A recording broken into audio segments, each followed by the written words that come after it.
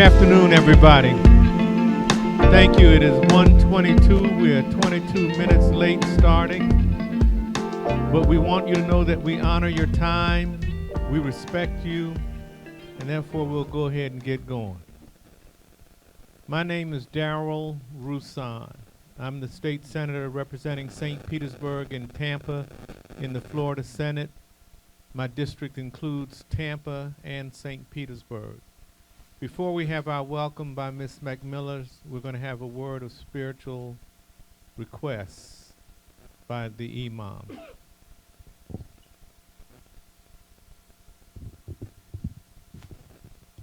Welcome. Good afternoon, everyone. With God's name, most merciful, the benefactor, the merciful, redeemer, the compassionate. Dear God, we thank you for this gathering of community people and leaders, family members, workers, activists, to reflect upon our response to the crisis that we're experiencing in our community.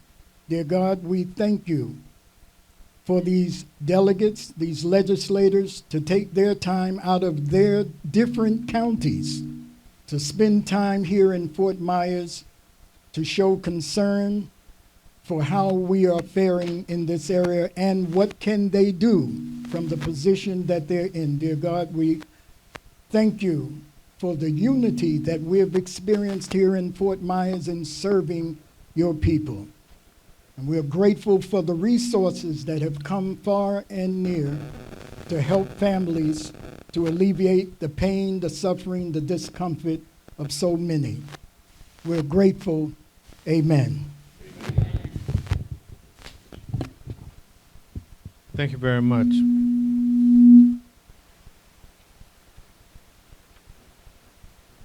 We will now have a welcome before the table. The guests up front introduce themselves.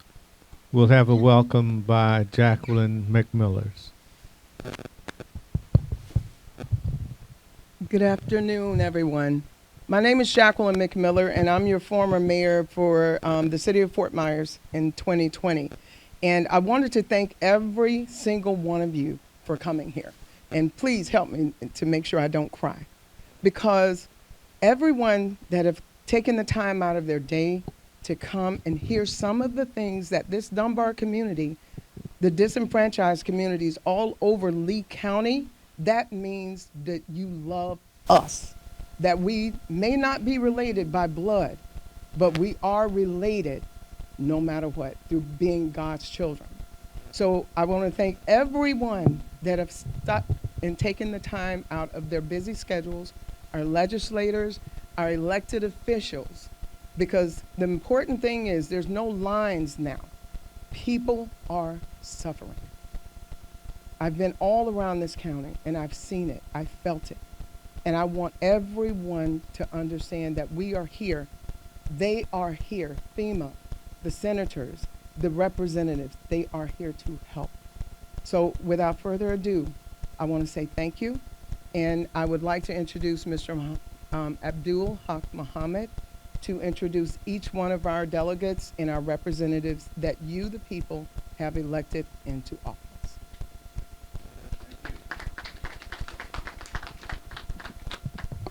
Once again, we're grateful that all of you are here. I think in responding to the desires of the delegates, I'd like to just share a couple of small ground rules. One, we'll have a number of people speaking this afternoon, but we are asking that you limit your comments to 2 minutes. The people that we're going to ask to speak are people who we are aware of that have been involved in providing services and resources to the community. We're asking that you tell us what you have been doing, what do you need, and the challenges that you're facing. We're asking for your cooperation to keep it 2 minutes because we have a whole lot of preachers in here. And just don't look at the men because we got some women that can preach and out-preach the men. And all of you now are seasoned people. You've been in these meetings before, and you know that people can filibuster the whole occasion because we're full and we have a lot to say. But we're asking for restraint to allow the people to ask questions after we hear from a number of you here present. Is that fair to say? Is that all right? Do we have the cooperation? Wonderful, wonderful. Thank you so much. And so because I do not know the delegates personally, I'm going to ask Ms. Brown, Representative Brown, if she would do us the honors in introducing the delegates. And then after she does that, then there are a number of people that we need to acknowledge, representatives locally, and we need to hear from you as well. After we have heard from everyone, what we're asking is that the audience will have an opportunity to ask its questions. You received a card when you came in to ask your questions so that it can be as fruitful as possible. The delegation wants to have this session, and then they would like to go out and about to see what you're doing, what's going on the ground. And we want to allow everyone to express themselves. So I appreciate your cooperation.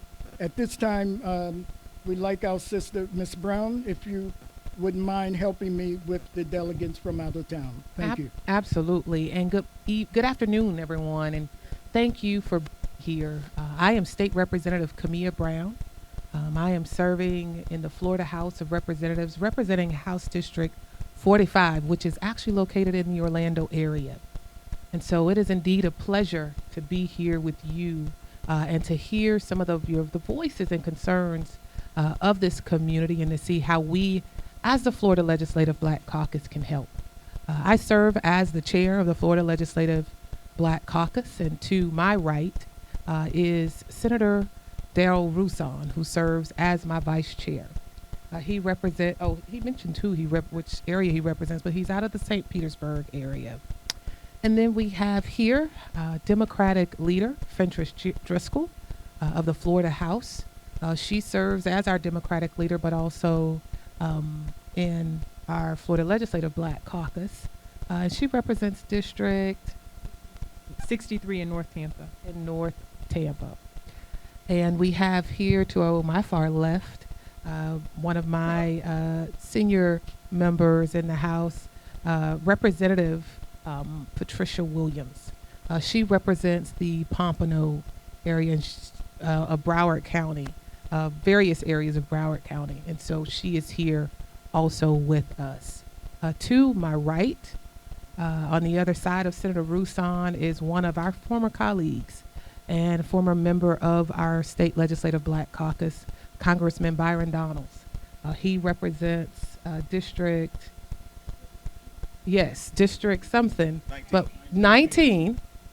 But we wanted to make sure we extended an invitation to many of those who actually represent you and who you've put in office, to make sure they hear of some of the concerns and needs of this area. So again, thank you for being here, and we look forward to the conversation ahead. And I just want you to know that Madam President, the incoming president of the Florida Senate, Kathleen Pasadomo, that represents this area, had a conflict. Otherwise, she would have been here today, and she asked me to bring her notes and let her know what goes on here today. So I just wanted to acknowledge her.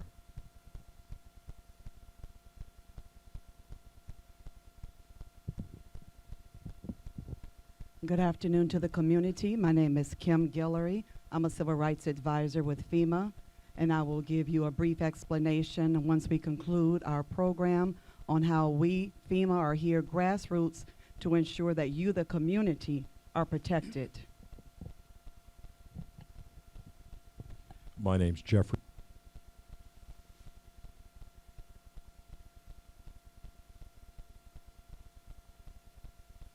My name's Jeffrey Parker. I am with FEMA, and I'm an expert about the National Flood Insurance Program. Just a little background. Prior to becoming a public servant with FEMA, I had a 25-year background of adjusting catastrophe insurance claims. So I know the world pretty well of what people have gone through, and I know it from a personal level here. As a young man, when I moved to Florida, my location that I came to was Fort Myers. My photograph and a trophy I won out at Fort Myers Beach no longer hangs on a business wall in Times Square. I do know your community well, and I know what it's gone through.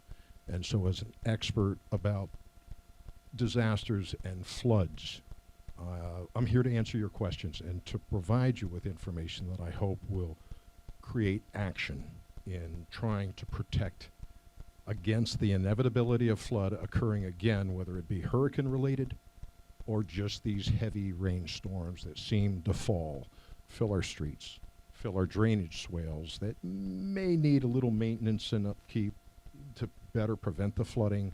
But I think there's some things that we just can't control when it comes to Mother Nature. And the inevitability of when that water evaporates up from the high, heavy heats of Florida, and it seems to be picking up more and more moisture as it's evaporating upwards, it's going to come down in a rapid and heavy deluge. And we're the people that will be affected by that. When I say we, I mean it can happen anywhere. If that dark rainstorm is above your home and where you live, that's the highest hazard area for flood. So I want to talk to you to prepare you for the future and answer all your questions honestly and with complete clarity about what the flood insurance program is, what it's about, and the processes that get you through from disaster from flood to the recovery from flood. Thank you. Good afternoon, everyone. My name is Courtney Smith. I am a public affairs specialist with the SBA, the Small Business Administration. And today I will be sharing a little bit of information with you guys concerning SBA's disaster loan program. It's 3 different types of loans, and it's available for homeowners, renters, business owners, and nonprofits. So I look forward to sharing that information with you and answering any questions you may have about our program. Thank you all very much. Thank you. Let's give them a hand. Welcome them. Before I begin to call off some names, I'd like to just make a significant acknowledgement. Senator Rouson, to my awareness, and James Muwakkil, president of NAACP, played a key role in facilitating this day. We're just simply the hosts. The work in bringing this together centered around the NAACP, Senator Rouson, and all of his colleagues. And so we like to express our gratitude and appreciation for them.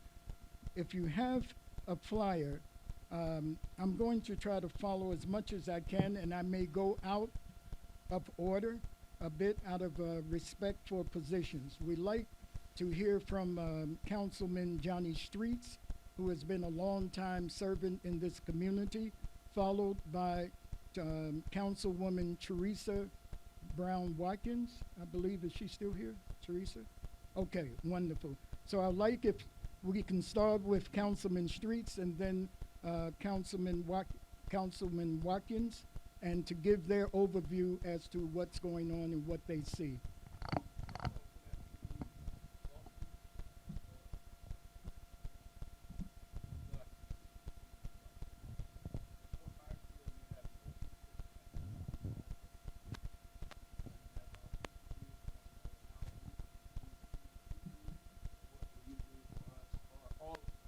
Get back to Tallahassee. I represent Ward 2, which again, we have no boundaries when it comes to crisis. We are in a crisis and we need to work together. So on behalf of the city of Fort Myers, the mayor and the rest of the council members, and the city staff, Ms. Michelle Hilton is here, and any other respective city people, we welcome you. Thank you for being here. And I hope at a later date, more opportune time, we can thank you more personally. Thank you very much. I'm sorry, if anybody is talking from this side or that side, if you can come up to the front or to the side so the cameras can get you, that'll be awesome. Thank you. Hello, everyone. I'm happy to be here today with all of you. I'm Councilwoman Teresa Watkins Brown. I represent Ward 1. Like Mr. Street said, right now with the crisis, there is no wards or boundaries. We're all suffering through this together. One of the things that I have a big concern about for my community is the restoration of people saving their homes. Because if they don't save their homes in this community, they're not going to have anywhere to go.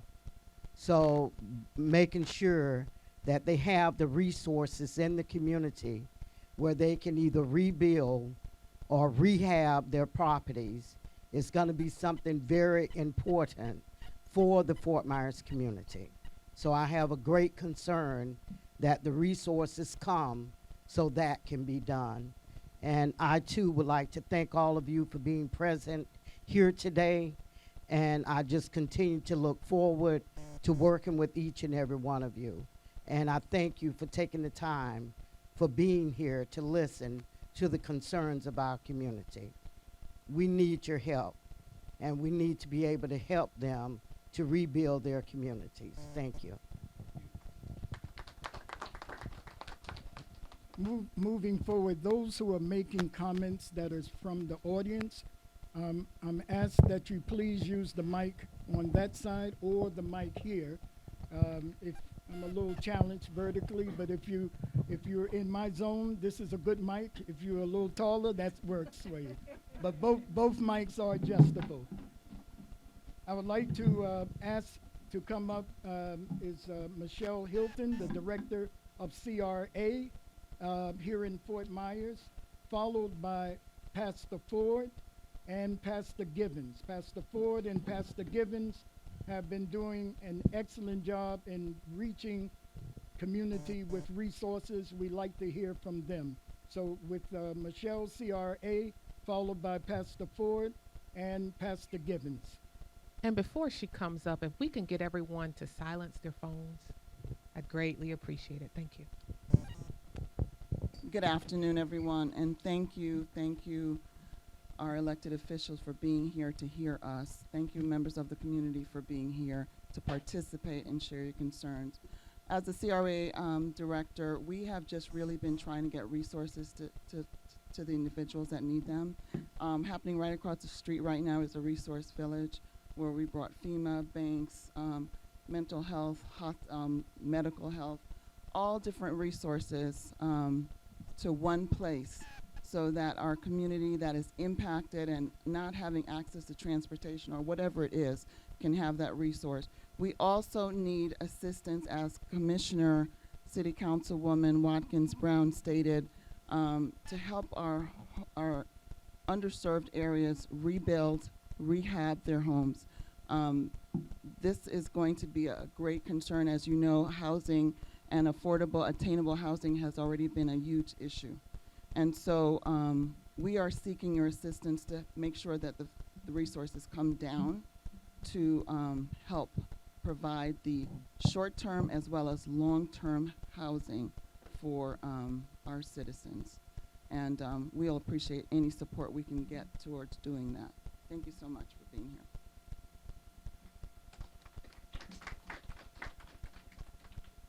Good evening, everyone. I'm Pastor Greg Ford, lead pastor at First Assembly Cornerstone, right across the street where you see all the traffic, all the busyness, all that's been for the last 2 weeks.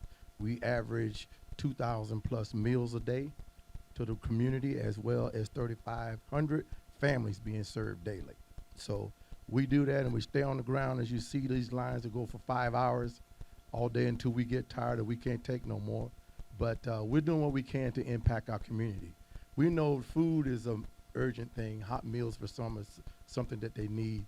Anything that will help the people get on their feet. We know this is going to be a long haul.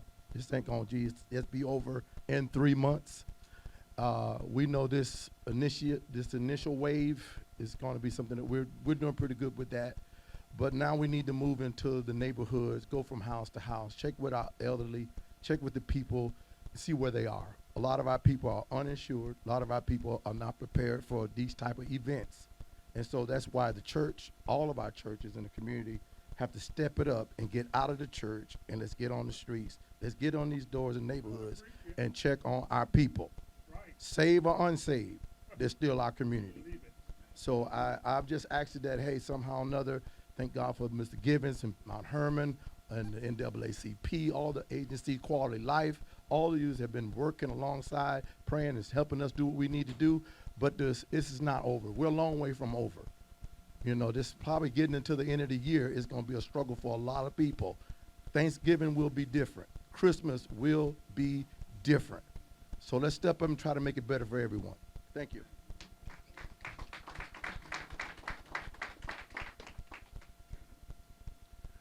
Good afternoon.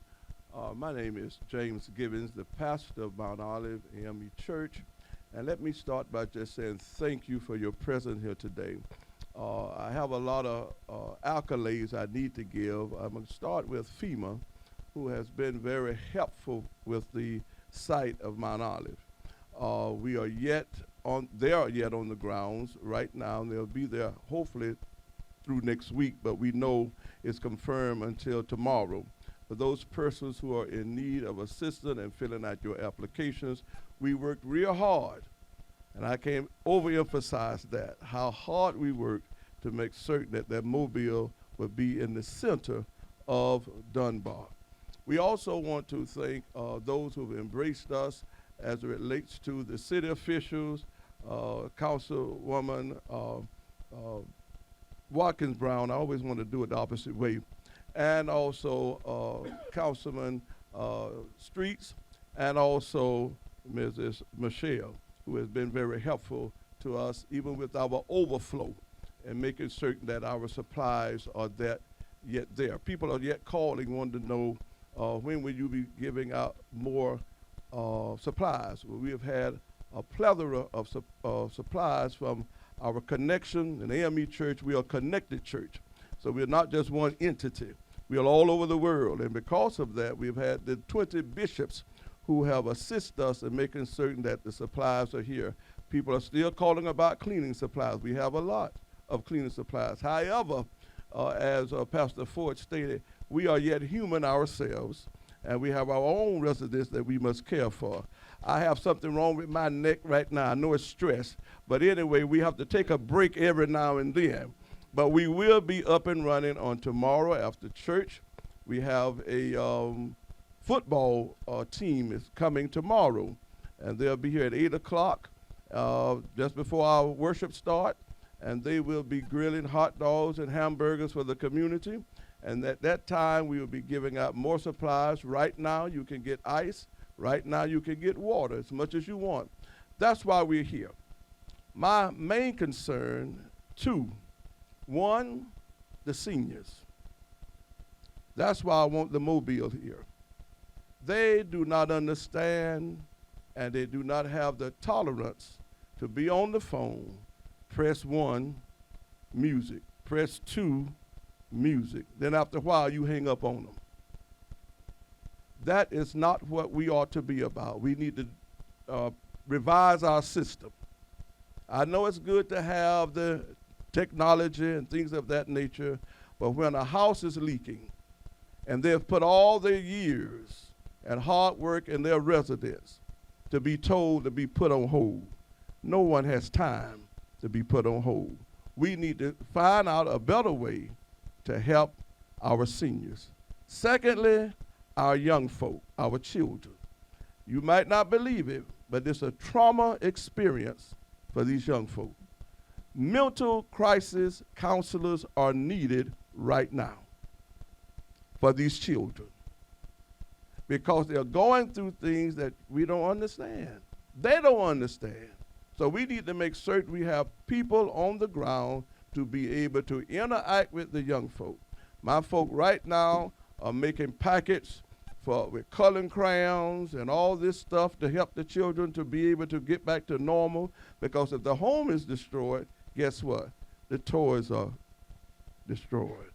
So we need you, all of you officials, to hear us, continue to help us. I'm grateful for your time. I'm grateful for the wisdom and the knowledge that you will share. Regretfully, I can't stay here to the end because I have a bus coming now from South Carolina, which is the AME Church. That's the way we do things. They're coming now to leave supplies. And then I have another supply, and those of you who remember Dunbar, I always say Mount Olive. Dunbar, we want you to know that we'll be giving away chicken, vegetables, and other food items on tomorrow. Come by 2754 Orange Street. That's where we are. The church that cares. Thank you. Thank you, Pastor Gibbons. And I have a quick question. When you mentioned the mental health services, do you have current mental health partners at your church, or is there a possibility to place a site? I want a site. I'm begging. I've been pleading. Kimberly knows what I'm talking about. I met with her. That's one of my pet peeves. We need that now. Now we need it. I am a ordained clergy with 2 master's degrees, working on a doctorate, but I need somebody else to come in because, believe it or not, everybody's not saved. So I can talk to some people about Jesus and how he's a deliverer, how he's a burden bearer and a bridge over troubled water. I'm not going to preach Mr. Muhammad, but I just want you to know there are other folk we need that people can listen to and feel comfortable in knowing that there's possibility of restoration. All right? So that's where we are. Thank you. With that said, Pastor Gibbons, go ahead, please, if you want to applaud, go ahead. With that said, at this point, I'd like to introduce you to Calandra Davis, who is the clinical director here at Quality Life Center, providing mental health counseling and crisis. She will speak to you from some plans that we have, along with her team right here, where people can access therapeutic counseling and assistance. Over there, Kimberly, not Kimberly, I got Kimberly in my mind there. Calandra Davis, our clinical director of mental health. Thank you. Yes, so my name is Calandra Davis, and I am a licensed mental health counselor and a national certified counselor here at the Quality Life Center. Is that better? Yeah, speak right into it. Oh, okay. With the Quality Life Center and the clinical director as well. With this new initiative, we are now providing individual therapy, group therapy, family therapy, couples therapy to the community and anyone within Lee County that is free of charge. We also are getting ready to jump off with a workshop on the 26th and the 29th of this month, particularly covering Hurricane Ian, where we're going to be talking about symptoms, different coping skills, grounding skills that can be used, and that, of course, will be free of charge as well. It'll be here, the Quality Life Center. Yes. And Calandra, do you have flyers to disseminate? Yes, we also have flyers, and we'll be handing them Jalissa is still out. with us as well? She's a counselor as well? Yes, Jalissa as well. See, we're proud of these chocolate sisters providing this therapeutic counseling in the community. I think that's very important to acknowledge. Very, very important. At this time, we would like to continue. If we can hear from Pastor Barnes, who has been active in the community, followed by James Muwakkil with the NAACP president. Brother Barnes. Just want to say good evening to everyone. Just want to thank God for being here. Thank God for all of these representatives. And I just want to echo my fellow pastors that the need is great. We're on the ground as well. We've been working with the Cajun Navy, getting some things done, and our ministry is on the ground as well. And we want to touch this community in a real way, and looking forward to working with the other pastors and the people of this community to get it done. So I'm proud to be able to do that today, and just glad to be here, and looking forward to working with FEMA to help our people get through this crisis.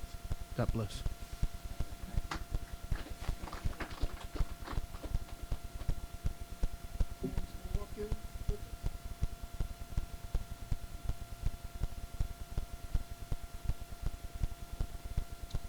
Good afternoon, everyone. On behalf of the NAACP, first of all, my name is James Muwakkil, Lee County NAACP President, also Southern Regional Director for the state of Florida NAACP Conference. I cover Hillsborough all the way back. I cover exactly 13 counties. We are in response mode. We're not in recovery mode. There still needs to be met in the response mode. The Reverend Givens mentioned, Pastor Givens mentioned Red Cross, mental health. They go together. We brought mental health to the community, but it got rerouted out of the community. There's a lot of mental health needs. The Red Cross, for Red Cross, they're here today. They heard the cry for mental health workers to be on the ground, licensed, registered nurses. They could assist in both mental health and physical health as well, meaning when the hurricane came through and for some reason you wasn't able to get your prescription refilled, there was people on the ground who were supposed to be helping to meet those needs in the black community. We brought them here. And in touring one of the sites, which is 1625 Marsh Avenue Gardens, they got a phone call. And the phone call took them from us to Bonita Springs. And then from Bonita Springs, they winded up getting on the barge over to Sanibel. So we need those services brought back. Red Cross hears that. We're in response mode, which means now as we evolve into recovery mode, there is some levels that we have not addressed with the people that we must now do. Right now, people need money. No money has come to the black community, not a dime, at all. You got two assembly lines. You got one right there, 3210 Ford, Quality Life, and you got an assembly line at 3220 MLK, 3210 MLK, 3220 MLK, Cornerstone. When people are driving through, they are no longer asking for only water and food and cleanup supplies. They're also now asking, can you give me a few dollars for some gas, please? I'm going in my pocket. Others are going in their pocket. The critical needs assistance program, it needs to be cleared up today, FEMA. Start that $700 that so many people needed within the 72-hour period of time to get or anyone applied. Your system was too complex. Elderlies could not. They went online, but they needed help. You have FEMA at Mount Olive on Orange Street, but you need FEMA here at 3210 MLK every day so that they can access the help that they need. Did the critical need assistance program get canceled out on October the 13th that left so many people in need? And the answer is yes, it did. But the community who did not know that was the black community. We have contacted our Congressman, Byron, Honorable Congressman. I voted for you. Proud that I voted for you. My wife voted for you. Vote for you again. As long as you address the needs of District 119, which is your district. FEMA, churches have spent money to repair their buildings, or Pastor Ford was up here a few minutes ago, right next door at 3220, his whole roof blew off. And he's got no. We're in response mode. But in getting to recovery mode, there must be some needs met to allow the people the stability that they need in order to move forward. We need money. Or quality of life need money. Churches need money. Here's why. Quality of life serves the poorest of the poor,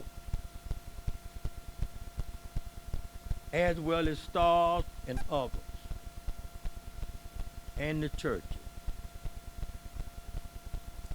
Before the hurricane, when people came to those facilities for whatever their needs were, it was not the same as their needs are now. Because before then, they was able to work and pay bills and survive. Now the needs have met. The needs that need to be met are help with gas, help with food, help with baby formula, help with baby diaper, help with adult diaper, help with Clorox bleach, help with rakes, help with shovels, help with whatever it takes us to get on our feet. We need money in this community, and I'm talking about the 33916 community. We have not gotten any money. So people who are now coming into the door of these places who serve, their needs now and their expectations of you when they come makes it to where you need money, quality of life. You need money, Mount Olive. You need money, Cornerstone. You need money. So we're in response mode. And we must respond in a way that's relevant to what the people's needs are. And we have not done that. We received support days after the hurricane when we was looking and listening on the radio where other communities was getting support then. Public drove through MLK flying to Cape Coral. Walmart gave out gift cards that black people knew nothing about. Everybody does not have access to the internet, so you can't put a critical needs assistance program on the internet and expect it to meet the people's needs who don't have internet. Internet has not come back to all of the houses, so FEMA, Red Cross, you made it too difficult to get the help that you need. And that's why you're here, Honorable Black Caucus. That's why you called me, Senator, so that you can understand the needs of the people based on where they at, not the expectations of government. So we got work to do. This storm scared us. It hovered over us 8 hours.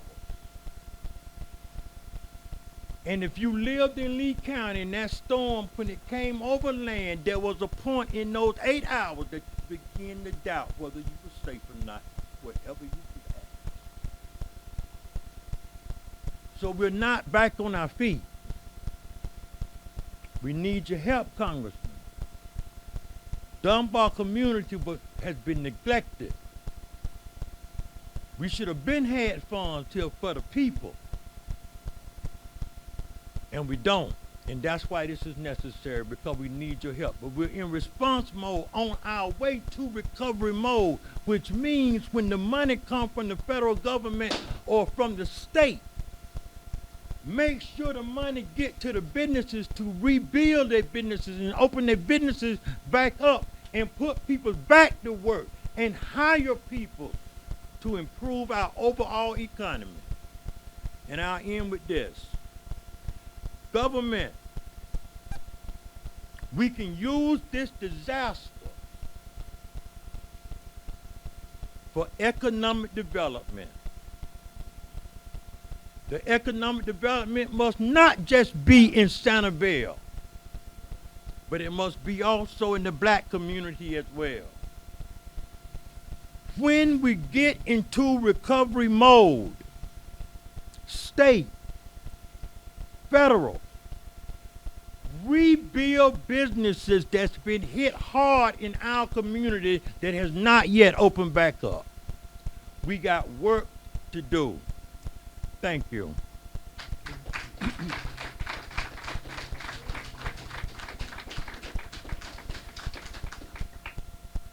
James Matthews, followed by Jacquelyn McMiller. And then we will begin our transition.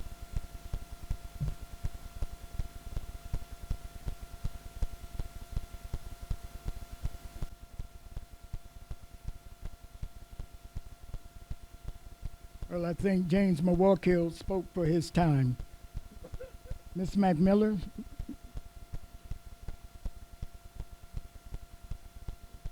Good afternoon again.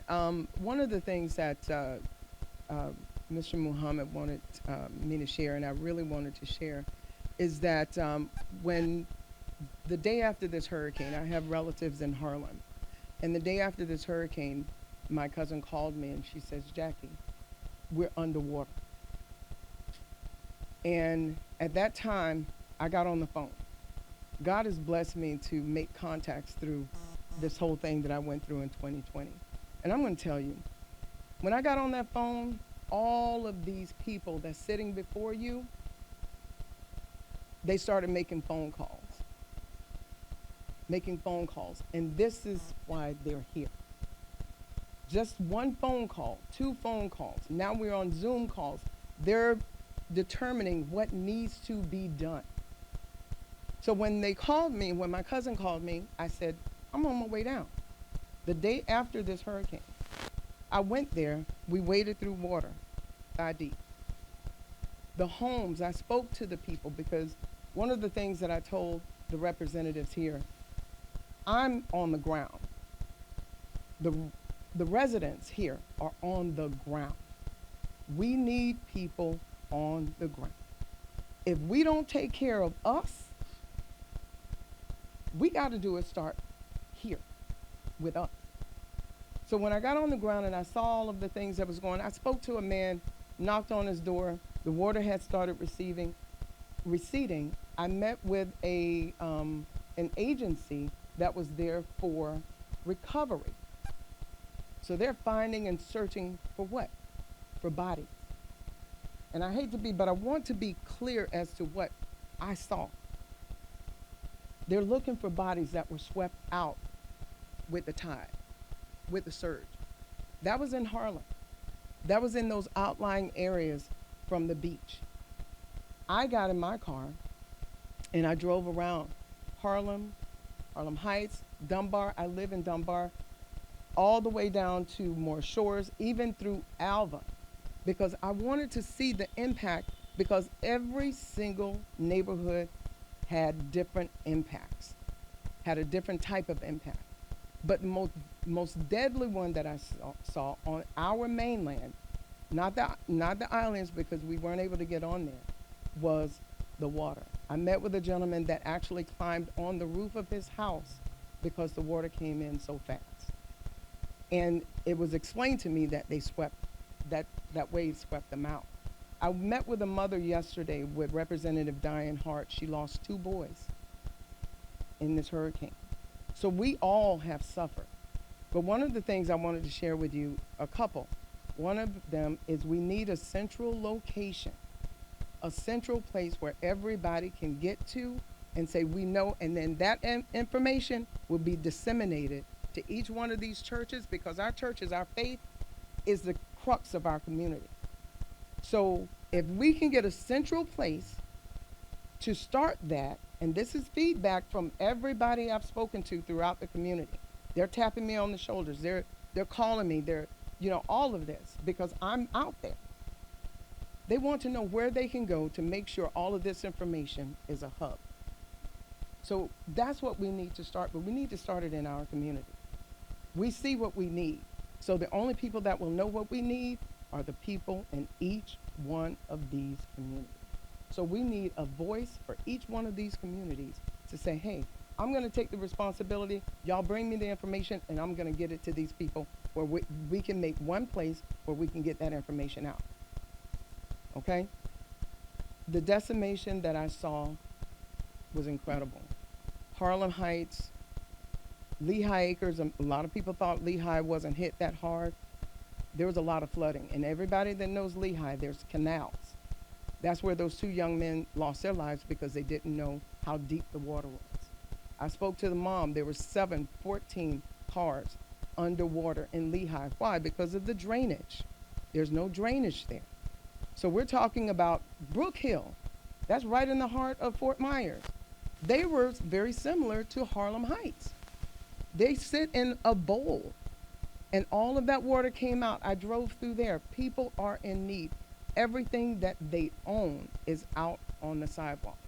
So as many of the leaders here have indicated, we are still in a recovery. We're in chronic trauma. And that's gonna last for about 3, 4, 5, 6 months, even further, because we need to figure out how we're gonna heal, how we're going to even get furniture. Before it was beds. 3 days after the hurricane, it was beds. People just wanted a pillow or something to lie on, something that wasn't wet. Just something that wasn't wet that they can sleep on. Not everybody has family that they can go to and say, hey, it's 8 of us, can we come and stay with you? But one thing I can say is we took care of each other. But I'm going to stress this. I went over to the Renaissance Senior Center and Palm City Gardens. I'm also a volunteer with the NAACP, and we need to take care of our senior people. They were no electricity, no power. If you have, adopt a family, adopt an older citizen, and make sure that they have. Take whatever you are getting for your family, but also get some extra for them and take it to them, because many of them don't drive. Many of them are stuck in their homes. They are not able to drive because of disabilities. They took care of us, y'all. We have to take care of them. And I implore and I thank the leaders, the state leaders, our federal, our congressmen, to come here and hear these pleas of the people. But we have to tell them in a way to make sure that they can get the information, because they're not here. So the only way that they know what we need is to be able to get together as a community like we've just done today, to be able to let them know. Once we hand that baton over to them, we are going to expect some action. There's an expectation here. This is the first time that this has ever happened in years, at least within my lifetime. I thank Mr. Muhammad for providing this opportunity for us to meet here. And hopefully we're going to get a chance to go around and see some of the area and see some of the devastation that they have specifically requested that we do. And let's get to work. We got a long way to go, and we're here for you.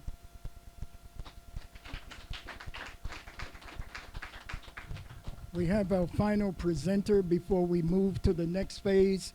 We're encouraging everyone to be time sensitive. We want to hear from you, those of you who are in these seats, to be able to express your concerns, share other dimensions of what's going on so that we have a circumspect understanding as to how we need to move forward. At this time, Mr. Matthews, and if Mr. Muwakkil doesn't mind, I would like to invite him, Ms. Michelle, Mr. Streets, and Ms. Watkins, if they would join us up front as the audience asks questions, if you're comfortable with that. Thank you. Good afternoon, everyone. It's glad to see that everybody here. Thank you, representatives, for coming here at Quality Life Center. Just to let you all know, we are a disseminator and distribution facility. We are a youth organization and a teen organization, and we've been here for a little over 30 years. I've been with the organization actually before it got started, on and off. And I just want to make sure that we understand that a very key component, and I have to apologize for that. I've got 3 different events going on in between both facilities today. And I don't know if it was brought up or not, but one of the things that I keep getting over and over and over is FEMA denials of people's requests. And I don't know if that was brought up. The other thing is there's been a problem with housing for quite some time as it is, and we know that's a nationwide thing. But I don't see, I would really love to see action on HUD's part to put some type of parameters on evictions, and especially I do not know if there are provisions provided in a disaster relief order in order to stop evictions and things of that sort, because where there wasn't housing before, on a personal level, I've been looking since February for 2 of my elderly uncles and 1 of my elderly aunts who was taking care of one of my mentally challenged uncles, and we haven't been able to find housing for them since February of this year, and it's even tougher now. And where I have them located right now, they're facing eviction at the end of this month. Okay, so we don't know what we're going to do, but we're going to do something because God always provides, right? Well, in this case, we have to help God. Okay, that by meaning that He's given us, the aptitude, the attitude, the understanding, and the wherewithal in order to do things for each other, and that's what we're supposed to do. We do have 2 vans here at Quality Life Center, and I'm more than happy to offer that as far as when we can all be in a vehicle or a couple of vehicles where we can go around at one time. It just depends on, we can get together right after this to just make that decision. We here at Quality Life Center have been distributing. We've been receiving from we receive furniture from United Way year round. We disseminate that furniture. Parents, we put it on social media. We are a distribution for different types of furniture. I got some downstairs right now that we're going to make sure that gets out as well. We feed on an average of 350 people per week. This is not part of our regular program. This is something my mom started me with over almost 30, going on 30 years now. And that is making sure that people are fed throughout the community. And Mr. Muhammad will tell you, we're going to feed you. No 2 ways about that. We're going to feed you. And we've partnered up with Publix, Wawa's, and Starbucks, to where we go and pick up items from them. We distribute to our parents. And don't forget, you gotta take care of the people that take care of the people. Because if you don't, you won't have people to take care of the people. So we make for sure that we take care of our staff here so that our staff can continue to do what they do and not be worried about things at home, because they know that there's a resource right here at Quality Life Center. I picked up a van load of frozen meat from Publix yesterday. They called me up and went and got it, and now we're distributing because we have a walk-in freezer, a walk-in cooler. When we got our new building built back in 2019, if we CO'd it. So we are a resource here in the community, and like I say, we're a youth organization, but we do accept items so that we can distribute those items throughout the community. We're well known, have been for a long time, and we got quite a few hometown folks that in our organization here too. Okay. Thank you. I appreciate it. I was trying to rush you because Pastor Gibbons said he got a half a pound of chicken leg quarters. And he put that out for everyone to be aware of that. But I told him, you got a van, you can get that chicken right now. So get with Pastor Givens. Thank you very much. At this time, I would like if Ms. Davis, Kelandra Davis, if you can squeeze in up here to speak from the mental health perspective and what's going on as well. All of these individuals are people, come on up. All of these individuals are who has been announced. This is the opportunity to ask various questions, and we would like to be direct to the point. Please do not preach. Please do not give the history of whatever. Speak direct so that we can get a response, because there's another phase of their visit here today. We're so grateful once again for you being here. At this point, the floor is open. We will recognize you by your hands. Okay, we have one. Please go to the mics, please. And that would be the best way to do it. That way we get your voice, your question, your thoughts recorded and filmed. Good afternoon. My name's Kim.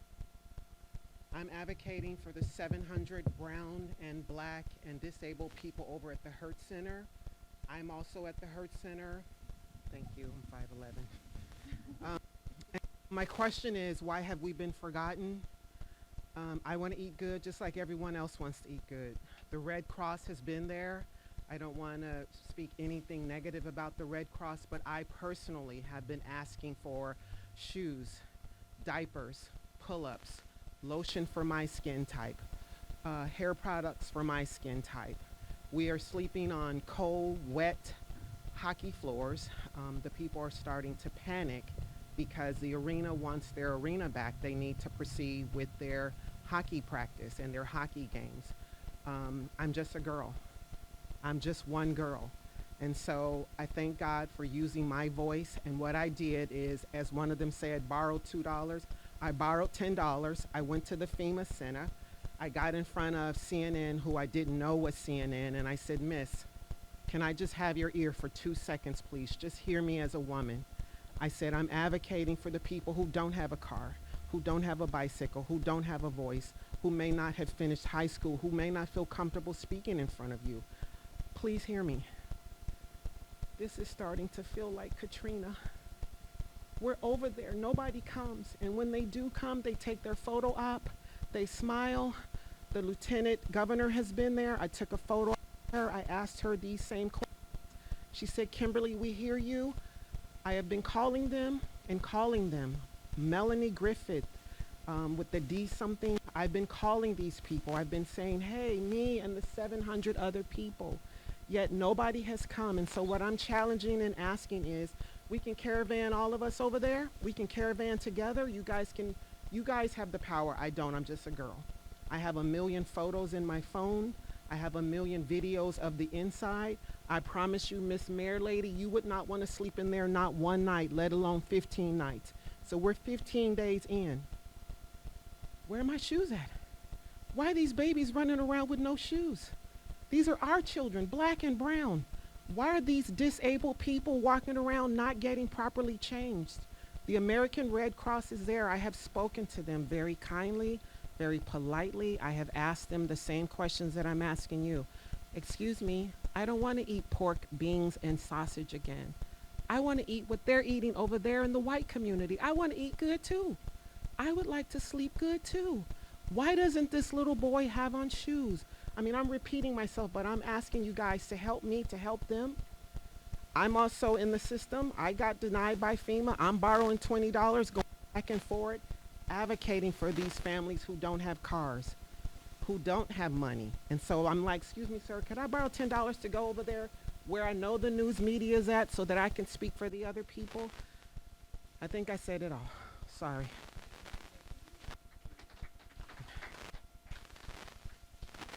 The community, or It's the the area Hertz, kind of. the Hertz Arena. It's over here. There's 700 people there. Everybody knows. Well, they should know, but the thing is, the media is not coming. When the lieutenant governor came, and I understand Ron DeSantis' wife was there. She served 2 plates. She smiled. She took the picture and she left. She didn't come back with products for us. They're not hearing what I'm asking. And so here's what I'm challenging, and this is no disrespect to the Red Cross. There's millions, 40, 50 millions of dollars being poured into the Red Cross. Can I just get a bottle of shea butter? Can I just get some black girl hair products? Can I get some new sandals? I deserve it. I pay taxes. I've paid taxes since I was 16. And all I'm asking Red Cross, who's taking in this money, because I've spoken to them very politely, very calmly. I wasn't rude. I wasn't loud. I just said, hey, you know, we're tired of eating peanut butter and jelly. In my nice Christian voice, hey, excuse me, I need to get my hair done. Excuse me, not even my hair. Let's just get some socks. So first of all, thank you for coming to the microphone. You're welcome. Have visited the Hertz Arena. Was there, were we six nights ago? I think it was 6 nights ago we were there. We have been actually trying to work to move other supplies into the Hertz Arena. What we're being told by Hertz is that they have too much stuff. Please don't send anything else. Correct. So I'm glad you're saying this because this gives me the impetus to push back on them. So no, hold on. I'm gonna sorry, no, you're good. You're good. A couple of things I just want to cover. That's one is that from my office, what we were being told is that the Hertz did not want any more supplies in the arena. But I'll deal with that on my end. That's why I'm thanking you for doing that. The second thing, and this is the more pressing long-term thing, is kind of weaved through a lot of the topic. Okay. Is that that's kind of weaved in and out of the topic is you're correct. The Hertz Arena at some point is going to have to be closed. There were some early discussions that the management wanted to close it sooner. There was a lot of pushback from governmental leadership basically telling them, no, you're not going to just displace people until there's an orderly plan of where we're actually going to get people to another place. There are housing missions that are being discussed right now between state government and with FEMA right now. I can't give you a lot of those discussions because there's a lot of finer points to it. One of the key bigger points is just the number of trailers / units available in order to how you're going to deploy them. Mm-hmm. The second thing is where you're going to deploy them. But that is happening like in real time right now in terms of discussing what a housing mission is going to be for FEMA. Now, coming back to the food, we heard reports about 2 or 3 days ago about the food situation. Again, this is where there is a disconnect from what we were being told on the ground and what you're telling me now. But that's cool. I'm not telling you you're wrong because you're eating it. So what we're going to do is we're going to go back in and impress upon them that there has to be, at a minimum, a variety in what's being served out of there. And also that the Red Cross has to at least accept other resources that just what comes through the pipeline of Red Cross. And those are the things that I know I can commit to with you right now. Thank you. All right. And so to answer that, I have been trying. I've been driving into the neighborhoods where I see these food trucks, asking them to come. I don't have the power, and the Red Cross told me no. The World Food Kitchen wanted to give me 1,000 meals, but I can't take them in because they don't want to be responsible. So I'm here to tell you I have video in my phone of the inside. I am that person that's sharing with you what's really happening. The Red Cross is telling you, no, everything is perfect. Well, everything is not perfect. You have to hear me. Everything is not perfect. I got receipts right here in my and when they're turning you away, they're saying everything is okay, but they're not. They have a big sign, which I have, no more donations, but kids been wearing the same clothes, the same shoes, the wet Pampers. And so what they're doing for us, hear me clearly, in my Christian calm voice, they're telling everybody we're okay, however, we're not. And so you guys are hearing me. I've said it. You heard me. Don't believe what Red Cross is saying. Come in undercover. Come in and see for yourself. Come there one night for yourself. Come in and eat what they had yesterday, which was sausage and white beans, some vegetables. I don't want to eat that. You wouldn't eat that, sir. President Clinton, President Obama, nobody else would eat that. President Obama, nobody would eat that. The governor wouldn't eat that. Am I being nice? Okay. Am I? Okay. I want to be nice. I want to be polite. I don't want to be rude. I think you're doing an excellent job in explaining with the light of respect and all of the others to give a full picture of what's going on. Okay. And the benefit that we have here is that people can speak with you afterwards to elaborate on the concerns that you have raised. That's for all of you. So I have a million photos and videos. If anyone wants to see, I'll be over here. My name So is ma'am, Kimberly. Kimberly, real Yes. quick. Yes. Gentleman right there is Jesse Purdy. That's my district director. Yes. Just get with him, and we're going to talk in more detail about Hertz. I appreciate you guys. Yes, ma'am. Thank you. All right, good afternoon. My name is Howard Sapp, and actually I'm a candidate for the State House of Representatives, District 78, so the Fort Myers area. So this area is an area I grew up in. This is an area that I'm passionate about, and certainly have a lot of concerns. I'm no stranger to, public service. But one of the things, well, a couple of things real quick, and I'm not going to take a lot of time. Showers and sanitation. Much like candidate for Mayor Jacquelyn McMiller had spoke about out in Harlem, and not just that area, but I'll just be specific about that area at this time, but there are other areas also, and I think that the Hertz Arena could probably use the same thing. I was looking to try and at least get some type of showers and some type of sanitation situation out there because people lost their homes. They didn't have water. They didn't have electricity. So where are they going to at least cleanse themselves? I reached out to the fire department because I saw this. I saw a setup off of Tree Line at a fire department. They had showers there. That area wasn't hit as bad. They did have some damage or whatever, but the area wasn't hit as bad. I called and I tried to get that information, and I got approval from the fire department to use at least one of the hydrants out there at Harlem Heights and in the Linda Loma area. But then I started running into issues with the city because then the city said, well, you have to get approval from us. You have to fill out an application.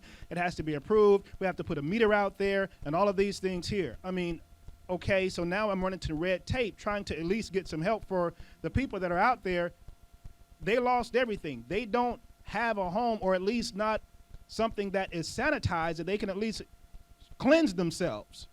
So I think that, when we go out to these particular areas and we see that there is a need, if there is some kind of way, and I'm just like, many others, I told them I would go into my pocket and buy the shower units myself. I don't have a problem with that. It's not a matter of trying to take a picture of saying that, I'm helping because I'm running for office. It has nothing to do with that. These are people. And my biggest thing is, even as legislation, if we cannot see the people through the politics, then we have a problem. There's a problem. So we have to make sure that even on this side of, any political, whatever it is, we take care of the people. So my biggest thing is trying to get some showers out there in the Harlem Heights area, trying to get some type of sanitation station in the Harlem Heights and other areas that needs it, and utilize the fire hydrants if they don't have the running water. They can have the water from the hydrants and have the hookups. I don't have a problem of assisting in any kind of way. But I've gotten calls from other people because we've gone out and we've done things and they said, have you gotten these, have you gotten the showers? Because even with some of the workers that are out there, they need to sanitize also. So my biggest thing is trying to get or utilize the hydrants out there in those areas or the areas that don't have the adequate ability to be able to sanitize, to be able to shower, at least, because I know even when we were out of water for 8 days at home, when the water came back on and we were able to shower, trust me, my wife was saying, ooh, thank you, Jesus. So I understand, and when you're out there, again, we're at day 15, and people aren't able to do these things, at least the basic things of life that we take for granted at times, I think that that's something that I would see if who's going to pay for the water or whatever, that's where I would need the help with the city, the county, and whatever else that we can do to make sure that in certain areas we can get shower stations, sanitizing stations out to where the local community can come in and it's not 20 miles down the street, because again, they got to walk 20 miles. If we can get these type of setups in the communities that actually needs it, I think that would be a great, great help. Thank you.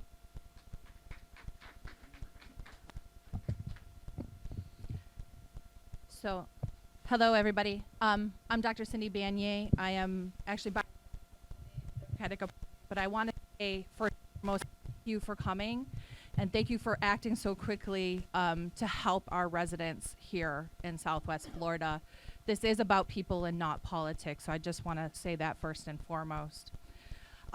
Since after the storm, after I personally weathered the eye of the storm with my 3 children in a closet for 6 hours. And thankfully, I was a bit inland. I live out near Buckingham. I was in evacuation zone B. And my family was confused as to what we needed to do to prepare for the storm. And I know that I'm not the only ones. We had not to evacuate. We had just over 24 hours notice of evacuation before we were feeling the effects of the storm. We got mixed messages. And for instance, I'm in zone B, and the first emergency alert that I got at 5 a.m. the Tuesday before the storm said zone A and part of zone B. Well, is that me? I don't know. I'm in the zone.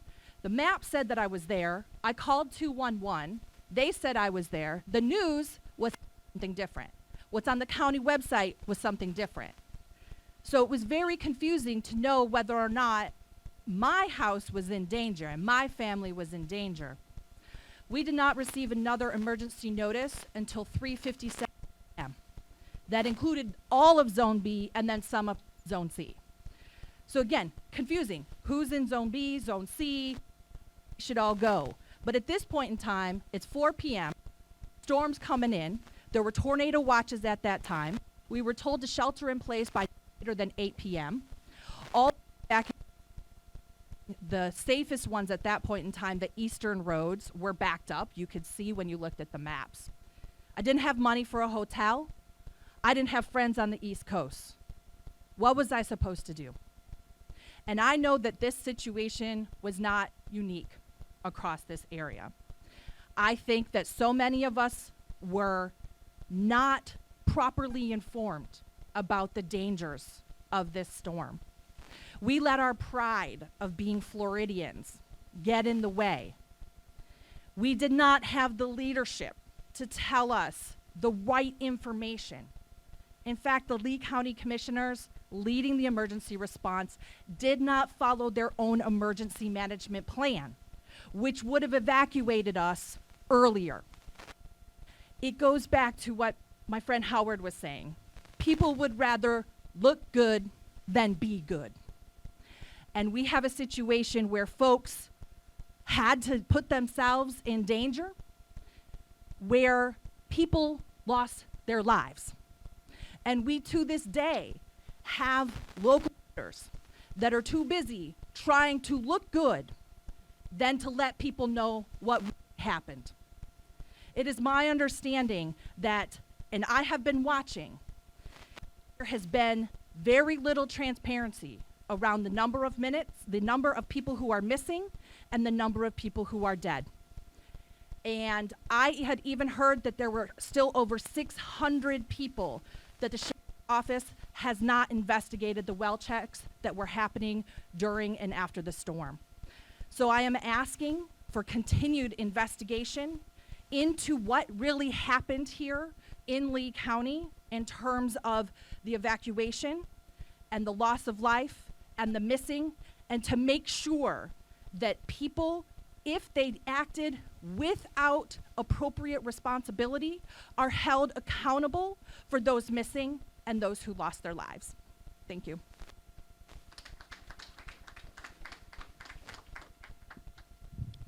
Just for the sake of time, we are going to need everyone to adhere to the 2-minute rule and stick strictly to the point, because I know we're on a time crunch.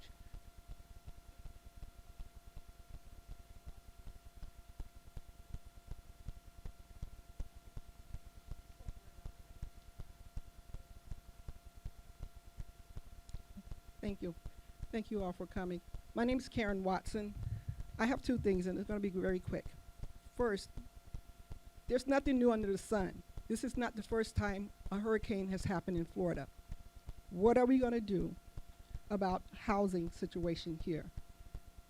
Charlotte came, Charlotte County got FEMA homes, FEMA camps. We need that here. Housing not only affect people's everyday living, their environment, their children, it affects their physical and mental health. I see it every day. I work for Lee Health in the emergency room, and I see the impact it's having on their physical, people losing their lives, want to end their lives because they have no hope. 2, access. There was no access to know what's going on, where we can get help, no electricity, no Wi-Fi. Now we have another situation. Next week is election, early election voting. Sites have been changed, 12 sites in Lee County, none in Dunbar. No access to have our voices heard. No access to make a choice for democracy. We need to have a place in Lee County, in the Dunbar area, East Fort Myers area, South Fort Myers area, 25-mile radius, there is no voting sites. We don't have that transportation because of the hurricane. No access. Our voices don't be heard. We can't make a choice. That's not fair. We need something done about those 2 things, housing and making sure that our people, there's multiple churches in this location, in this area, that could have housed an election site. What are we going to do about that? Thank you for your time.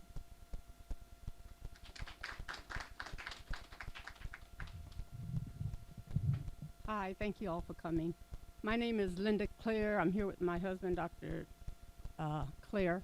And I'm just going to go back to the Hurt Center because I'm a registered nurse. And so I needed to go out there because I heard that the nurses had been fired and that the Red Cross wasn't receiving the donations. And so I met a family of 7, and they gave me their situation. They're sleeping on the ice, the blankets freeze, the kids get cold. Now today I just got a report that there's a COVID breakout there and flu. So what are we going to do about that? I don't know. I guess the Red Cross is trying to get some vaccines in there.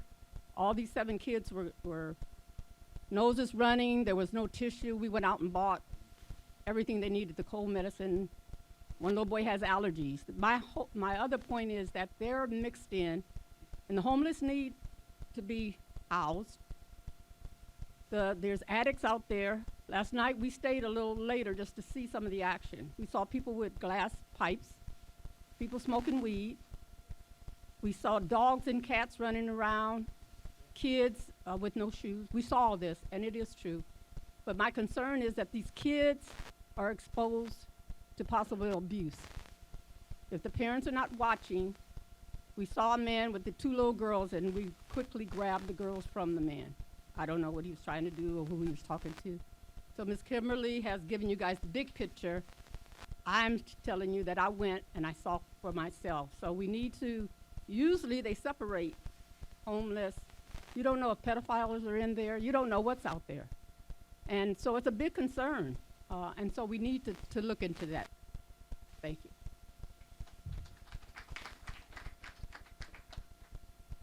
Hello.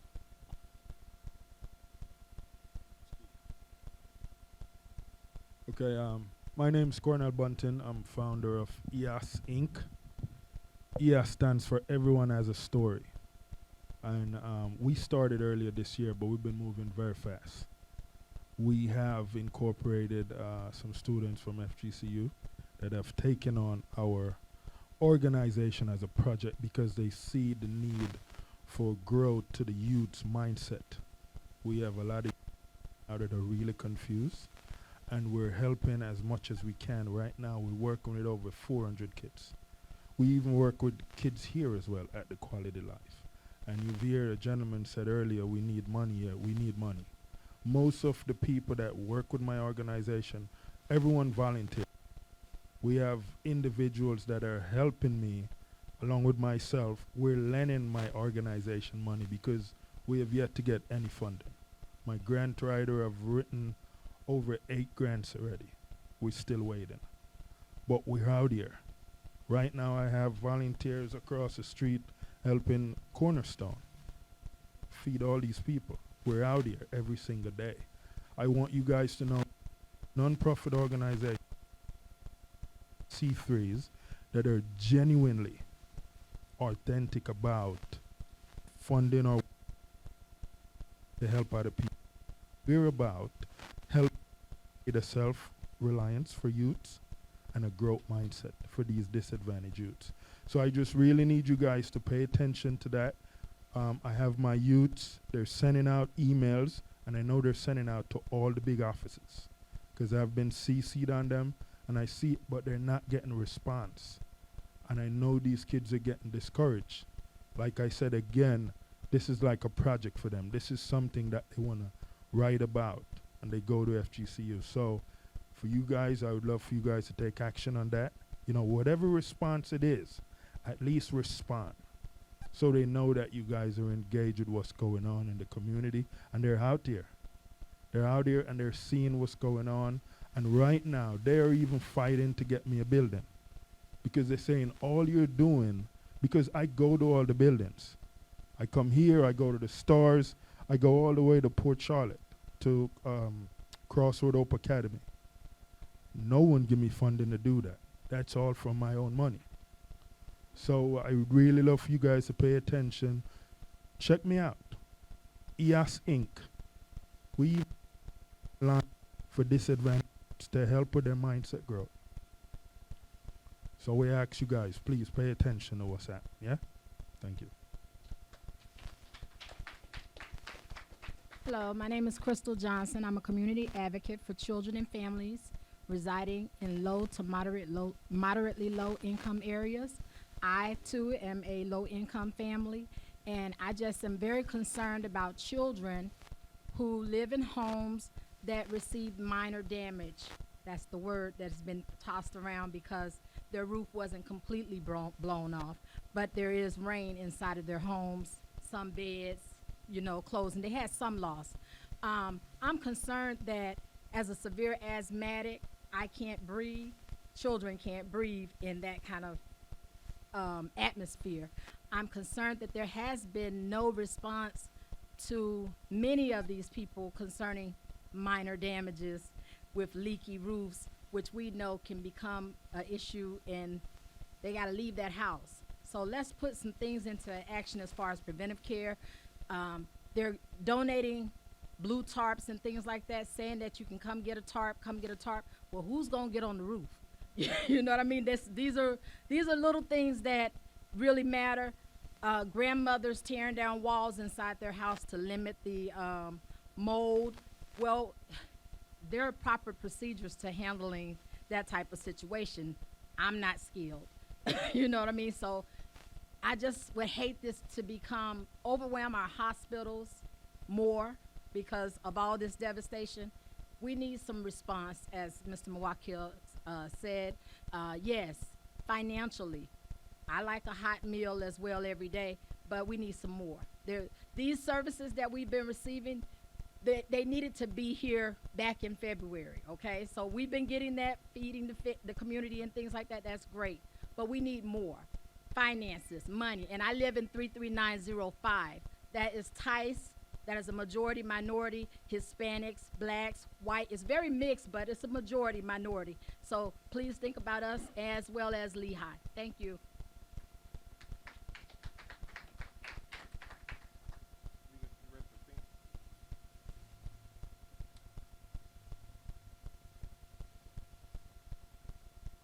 Good afternoon, everybody. Thank you all for all coming out and hearing what the citizens of Fort Myers have to say.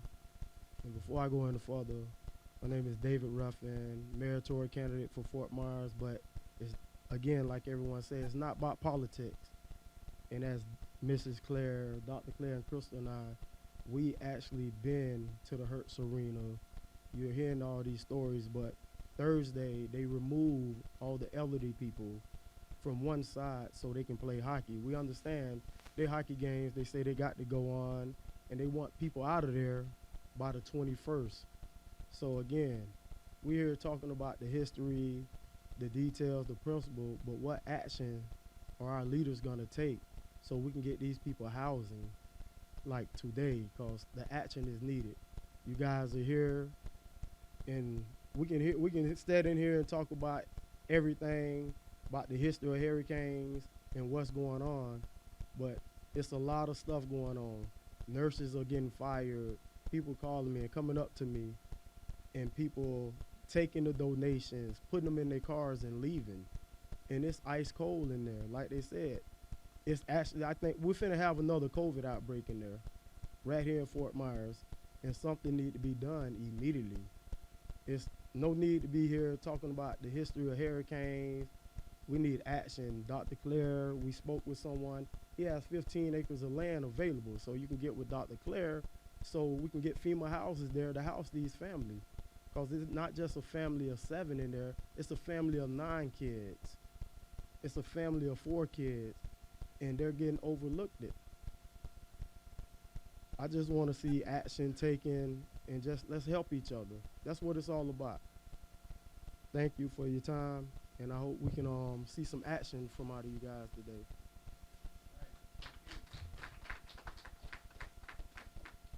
Greetings. My name is Martin Bird. I'll give you an easy one. Free cleanup. We all still see that, and people have their lives. I think that would probably be a huge thing if we could greatly do. Like, we've built roads in the island, so I think taking a very aggressive approach to debris cleanup will help both mentally, physically, and health-wise. So, thank you. At this time, I think it's an opportunity. We'd like to thank all of the citizens for their comments and reflections. This is the final phase of our day here. I would like to direct this back to Representative Brown and Senator Rouson. This is an opportunity to hear from FEMA and the various representatives, as well as the Congressman as well, in response to all that we heard. I'll stand. I can see, you all can see me, but I cannot see you. My name is Kim Guillory. I am a civil rights advisor with FEMA. And let me just start off by saying that FEMA is on ground to support the state. But as a civil rights advisor, I also want to mention that I was a woman of color before I became an employee of FEMA. So everybody in this room, we were born into this plight. We understand the historic implications that exist in the Dunbar and Harlem Heights area. I can't address that today. But what I want to assure you is civil rights is here to make sure, and I have several of my FEMA colleagues in the room, we're here to make sure that you're not discriminated against on any of the protected classes when it comes to program delivery, benefits, and anything that is federally funded. So if you have not received benefits from FEMA, I cannot handle that today. I wish I could. We have individual assistants here that can answer some of those questions. I have my National Flood Insurance and Protection. He can explain those programs to you, but we are grassroots. And I want to assure you of this from the civil rights side. And I'm very emotional because I understand your plight. I'm from Los Angeles, South Central Los Angeles. And if it weren't for programs such as Quality of Life or other community programs, where would I have been? So I don't have the luxury to be quiet. I have been grassroots. James Muwakkil can tell you, I called him. Did I not call you, James? I looked for James. I called Brother Muhammad. I went to each and every church on Sunday, first to get my spiritual nutrition and then to let them know I was in the community, okay? So I was on ground. As soon as I heard about the Dunbar community, I was in Houston, Texas, where I live. And I said, send me there because I know that I can make a difference. You see, I'm not one to be quiet at all. If you have met me so far, you will know that I mean business. Because like I said, while I don't live in Dunbar, this is my community. I'm a woman of color, and I'm going to stand, I'm going to talk, I'm going to scream and shout until the cries are heard of the people in Dunbar and Harlem Heights. Continue to do what you're doing. Because I heard you all the way in Houston, Texas, and I jumped on United Airlines and landed here at 8 o'clock at night, and I was on foot in my glass slippers at 8 a.m. in Dunbar looking for Mr. James Muwakkil. I have talked to Council Member Street. I've talked to the brother here in the audience. I've gone over and talked to Pastor Givens. My point is this. Civil rights is here because we heard your cry. Just know that as long as we're on the ground, and I'm over the African American community, so do know that I'm not going anywhere at least until after the holidays. And I'm a mother of 6, but guess where they're going to be spending their Christmas? Right here in the Dunbar and Harlem Heights area. We'll be visiting churches. You all will get a chance to meet my family because I'm here, because I love your community. I love your solidarity. FEMA will stand here for the civil rights of the people of Dunbar, Harlem Heights, Lee Heights, and all other communities who may have received civil rights violations. Now, I want to assure you of this. I have my ear on the ground. I went to the Hertz Arena on yesterday because I don't like to be driven by hearsay. So I went into the Hertz Center myself. And it's just not sanitary to have more than 100 dogs cohabitating with human beings. While they might be looked at as children in some demographics, in the black community, typically, we put our dogs outside and give them the scraps and the leftovers. We don't want them cohabitating with us. Or not only that, we don't know how other people take care of their animals. If it's a service dog, we understand, but there has to be separation in a situation like this. I didn't know about the COVID outbreak because I went in there without my mask on, so I guess I better go get tested. But the point is, we do have to do better. The Red Cross, FEMA, we're all partners. We're all intra-agency partners. But from a civil rights perspective now, just remember, I am civil rights. I want to make sure that you, the people, receive what you are due, your civil liberties, your civil and your innate liberties. We want to make sure that you receive that. And if you don't, I'm going to give you my telephone number right now. Are you all ready? 737-465-4891. The sister in the blue got her pen really quick. She says, I'm going to be on the phone. I'm a 24-hour number. I'm a 24-hour number. Why? Because I care. Why? Because FEMA cares. FEMA has launched a strategic plan to not wait until civil rights violations happen after the fact. We are on ground from the very beginning of response and recovery. We are a part of your response and recovery, okay? So we want to at least acknowledge that FEMA has also heard the cries of the people over the years. I am a Harvey survivor. I know where you are. I would not want to be in the shelter, and I think I may have met that mother with the 7 babies on yesterday because I have 6, and I thought there is absolutely no way my children will be controlled in this type of environment. I would have had to pull out my strap, and then that would have been another, issue. But, these are real life situations that we are being faced with. So I want to acknowledge my FEMA colleagues. I have my sister here, Belinda Bell, who is also a civil rights advisor. We have individual assistants in the house. We have our National Flood and Protection up here. We are about diversity, equity, and inclusion. As you can see, I have our sign language interpreters who are also a part of our civil rights team. We have Small Business Administration, which is also another government agency. FEMA in the back, public assistance. Why are we here? Because of you. Why are we here? Because you spoke up for yourselves and you let us know what your needs are. So, and we also have our VALs right here in the house as well, which also work in, Belinda, if you would like to say something, you can come up to the front.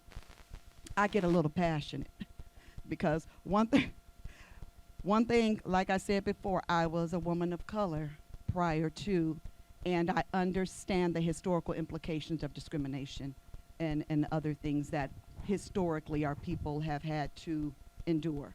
So I don't like to say underserved. I don't like to utilize those types of words because we are a strong people. We were singing in the cotton fields. So this is the same strength that we see today in Dunbar. I want to thank the community. Again, my name is Kim Guillory. I'm with Civil Rights.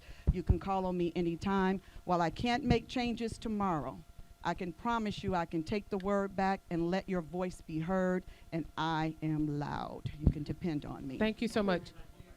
Okay, my number is 737-465-48. Is it 48 or 28? Take them both down, 48 and 2891. And I'll verify before I leave today. God bless you. Keep up the good work. Stay unified and in solidarity, and we'll get the job done. Thank you. Can I get any of the FEMA representatives that are here for outreach services? Can you raise your hand? I know there'll be a few folks that will be left behind, but if you can raise your hand so that folks can see who you are, and once this meeting is over, they'll be able to ask you whatever questions or discuss needs.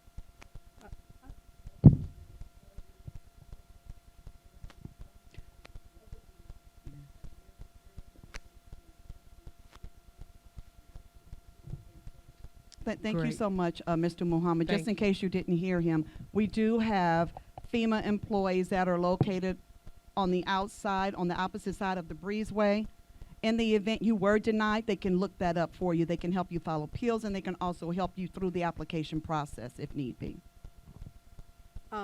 That's what I wanted to say. I'm Belinda Bell, and we do have a FEMA person here who can explain the appeals process and the steps for benefits. Sam Harvey is here, and so I had heard him speak at one of the town halls in Collier County, and people had those, and I heard somebody say that they had been denied, and so I know this is kind of out of protocol, but there may be somebody here that may want or be interested in hearing that from him. He's standing up.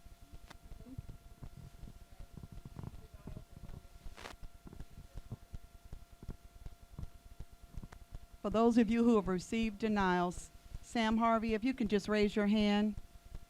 Like I said, he's individual assistance, and he'll be able to give you further guidance on that process. Did you want to say something just step up to the mic, Sam. Short on time. Oh, sir. Okay.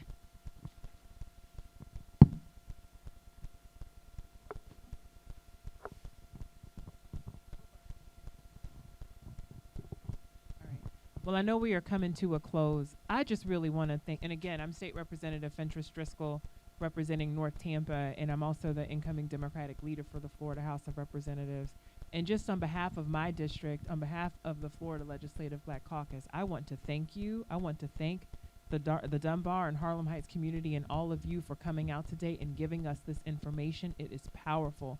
I heard a lot of powerful things here today, but probably one of the most powerful, and I just want to re-emphasize this, one of the community members said that we need a place, just one-stop shop, where everybody can come and give information and share information. And if there is anything, I think you said that, if there's anything that I could leave with you, it is the critical importance of doing that, because it's going to be important for the right hand to know what the left hand is doing. You see, what I've seen oftentimes in crisis, particularly in communities of color, is that everybody might, in their own individual way, go to the community leaders and the elected officials and ask for help. Well, when that happens, you never know what you're being told, right? And what they told Group A may not be what they told Group B, and it's certainly not what they told Group C. So there is a lot of power and unity in this room, and I encourage you to use that unity because it is your superpower. Figure out where you want it to be, decide as a community where you want it to be and who you want to be in charge of it, and then everybody fall in line with that and share information. It is going to be very powerful to you. I heard somebody say that, you know, Publix was going super fast down the highway. Somebody else is getting help from Publix. So we need to figure out where that disconnect is and get the people who need Publix connected to, you know, Publix, because they already have those resources and that connection. There's a lot that y'all can do with that unity and superpower, and just thank you. We took notes, we have a list, and we have homework. I am a nerd, I do my homework, and so I look forward to following up on these issues and continuing to work with you all. Just God bless you so much. Thank you. And I apologize to interrupt, but that community network that we were referring to, I believe I was talking too fast and left this information out, which is extremely important. That community network is Dunbar Community Outreach Network. And we are forming as a 501c3, and currently it's through the Mount Olive Church, but I'm the vice president of that community outreach network. And so we're working on that to make sure that that happens. So anytime anything like this happens again, there's one place that you can go, and we're going to communicate with every other leader within this community to make sure it's on one place where you can get that information from. Thank you. First of all, everybody, thanks for coming out once again. Congressman Byron Donalds. I've had frankly, it's been one of the great honors of my life to represent all of you in Washington, D.C. But this storm has been different. Like, I've been through Charlie, I've been through Irma, and now Ian. When Irma came through here, I was in the state legislature at the time. My districts were Hendry County and Eastern Collier County. So I had Clewiston, I had LaBelle, I had Muwakkil, I had Golden Gate Estates, etc. And the one thing I learned during Hurricane Irma recovery is that you have the central government apparatus that is emergency management. And to explain a couple things, emergency management, their primary goals right now are heavy infrastructure repairs and rebuild, because if you don't have basic infrastructure lined out, you can't even get to recovery. So that's where their primary focus has been. But then also in that time during Hurricane Irma, it was always kind of my view to push the emergency management system in the different ways it needed to be pushed, because what they see coming into the EOCs are reports, but what they don't understand is what's actually happening on the ground. And to be honest, it's not built to understand all the dynamics that are happening on the ground. That's where you have elected officials, church leaders, and community leaders coming together to figure out what's actually happening on the ground and then finding those resources where they need to go. That brings us to this storm. This storm is very different than Hurricane Irma. Everybody has seen the pictures, obviously, of Fort Myers Beach, or the videos of Fort Myers Beach and Bonita Beach and Sanibel at this point. But what was different about this storm is what everybody here knows, is that you have a lot of low-lying creeks and rivers that pushed water in to the creek areas and that came over roadways.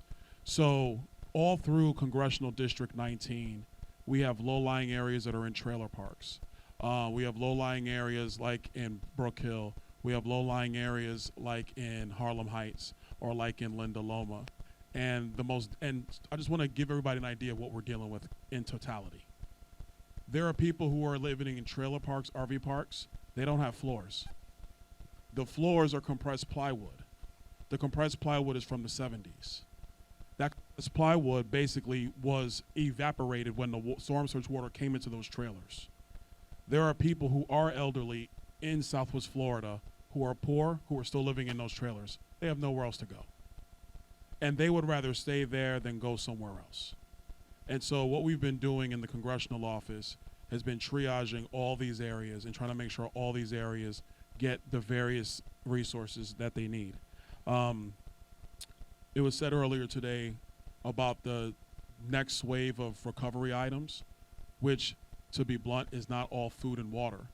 It's buckets, mops, towels, pillows, air mattresses, sometimes cots. A lot of people have donated hand wipes, and in all of the different collections that I've seen over the last 10 days, I've been pushing back on people trying to bring supplies in, and basically telling them, don't bring me Clorox wipes, bring me bleach, bring me buckets, bring me pine sol, bring me mops, bring me push brooms, because there are people trying to still clean out their units. To the FEMA system, and I know we have a lot of representatives from FEMA today, first thing I want to say is FEMA has done a tremendous job in Southwest Florida. I know that, hey, they have not gotten everywhere. But what I'm trying to relate is that the devastation is enormous in Southwest Florida. But if you've been devastated, the only thing you're thinking about is the devastation to your home. But the devastation has been widespread. But FEMA has been in so many communities through Southwest Florida. One of the things that I've not been a fan of is the initial denial system. But what I will tell you, I had a town hall meeting with some FEMA representatives a couple nights ago. In your denial letter, there will be specific language with respect to the denial. please read the denial letter very, very carefully, because some of that stuff can be resolved pretty quickly. Also, that came out of that town hall is SBA. I know we have a SBA representative with us here today. I'm a surmise, so if I get it off, just tell me and I'll stop. SBA for business owners is providing EIDL loans.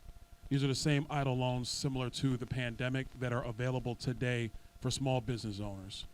SBA is also providing long-rated, sometimes 20 years, 30 years business recovery loans. Those loans, I believe, are up to $2 million. Is that right, under SBA? Yes, for EIDL and business owners, up to $2 million. What most people don't know is SBA is also providing disaster recovery loans for individuals. Most people don't know that. That's also happening. The State Department of Employment Opportunity is providing no interest short-term loans for business owners. Those are available right now as well. Mental health coordinators, we're going to find resources on that. I talked about secondary needs. I was with a group of pastors in Collier County who were trying to bring supplies into all different parts of Southwest Florida. The one thing I told the pastors after everybody gave me the litany of things that they see is, okay, what you're telling me, thank you. But what I need now are lists. The story is one thing. The documented list of people and their addresses and what they need is another. Because I can act on an address. I can act on needs. I can't act on a story. What I told those group of pastors is very simple. I need lists of people who need demolition work. I know there are people still in Southwest Florida who still have their drywall up, floors are still there, and we're now 15 days post-storm. I need to know where they are. There are people who are trying to come in the area to volunteer, but I need a list so I can send them to go somewhere. In Harlem Heights right now, there is an NGO on the ground called Crisis. I forget the name of it. Jesse, you got the name of them again? Crisis Cleanup and Recovery. They are taking volunteers in Harlem Heights at 9 a.m. every morning. Anybody who's able-bodied and wants to volunteer because that's their heart, you can go over there at the Harlem Heights Community Center 9 a.m. every morning. They will train you to diagnose homes. They will train you to do either demo in these homes. They will train you, or if you know how to do tree cleanup, they'll tell you how to do tree cleanup, and they're building remediation teams for homes in Harlem Heights and in Linda Loma. When I got to them about 7 days ago, 8 days ago, I don't even know. They didn't know about Linda Loma. I told them, they were like, what? So we went to the county, got a big blowout map of the county strap lines, and said, this is the community. And they were like, okay, let's stretch the resources, let's get in there. But they need volunteers, they need hands, they need bodies. We need lists of people who need rebuilding assistance. There are a lot of people who did the initial demolition, but now what? A lot of them are elderly. So there are people in our communities who need demolition, they need help in doing the rebuilds. But if you know these communities, make a list, and that way we can systematically get to them and try to find them what they need. The biggest one, and this is for a lot of community leaders and for pastors, we need lists of people who have actual skills. Are they electricians? Are they carpenters? Those are really the big two. In a lot of the trailer park communities, the electric wires are still wet. So when FP&L or LCEC reconnected the trailer and they turned it on, it started a fire in the trailer. So they're having to either dry out the lines with big heavy air blowers that need an electrician to come in and to relay the line. If you know somebody that their power is still not on, even though everybody else is still on, that might be one of two things. One, there's a piece of equipment on the house that has to be replaced. Or, and this does happen, if somebody was in the meter box and was running a line not authorized by the power company, they will not reconnect that home. So that's where electricians come into play. Let me discuss the housing mission. I mentioned it briefly earlier today. I know these are long comments, but there's a lot of things I want to communicate. Oh, you go ahead. Okay, thanks. Thanks, Jesse. Housing mission.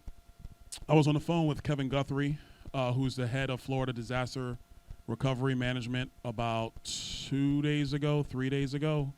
The state government under disaster management in conjunction with FEMA is having serious conversations about what a housing mission would look like. A housing mission, in my view, in my interpretation, is coming, and it's going to come pretty rapidly. And it's tough for people to be patient, especially when you're not in your home.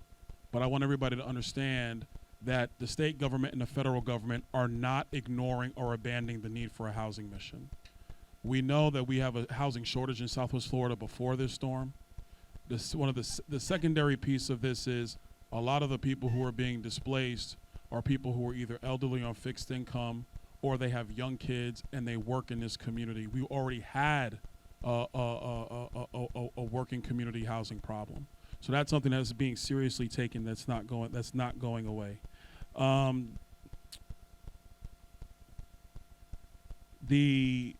No, that's on Victoria. Okay, never mind. I'm gonna leave that alone. Mobile showers in Harlem Heights. Thanks for that one. I'm gonna talk to the local county and emergency management center and see what we can do about that. Tommy Doyle, super voting locations. Let me talk to the supervisor of elections on that. It is governed by the supervisor of elections. The governor gave his executive order to allow him to make adjustments. When I spoke with Tommy, there was a concern about the number of precincts available post-storm, and he has to do his logic and accuracy testing in order for that precinct to be stood up to be a location. But let me talk to him about that and see what adjustments can be made there. Blue Roofs.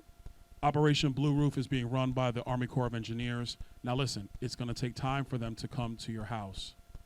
But go to blueroof.us. If you have internet connection, please sign up. The Army Corps is doing this, and they're doing it with the thick, heavy tarps that are much bigger, and they're being professionally installed by the Army Corps of Engineers. I know there are contractors running through town trying to charge people $1,000, $2,000, $4,000 to do this. With these contractors that are coming into the area, a couple of things. One, if they cannot give you their license, if they cannot give you their insurance card, and if they cannot give you their workers' compensation card, please do not hire that contractor. That contractor is probably not legally authorized to do work in the state of Florida. You might get shoddy work, and you're going to be, frankly, overcharged in the process. So they have to show you all three. If somebody comes to your door and says, "Hey, let me help you," and they don't have their license and they don't have their insurance card and their workers' compensation card, please don't do business with them. Please don't. Please get that community out to everybody. This part, land for trailers. I know somebody said they had acres for land. If you do, please connect with me or Jesse Purdon in the back there. We are taking down sites for a housing mission going forward. That was a part of my conversation with Kevin Guthrie.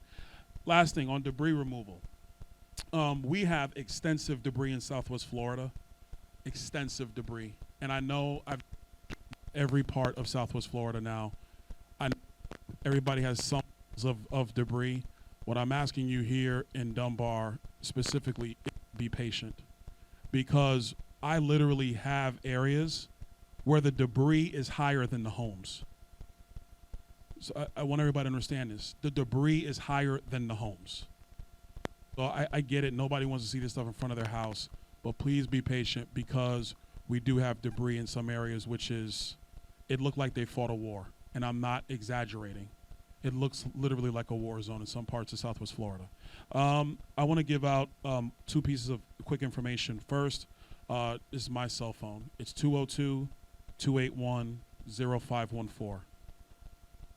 I'm going to say it again. I'm going to slow down. 202-281-0514. That's my cell. Any issues you have, call me. A lot of stuff that's happening now is people call me.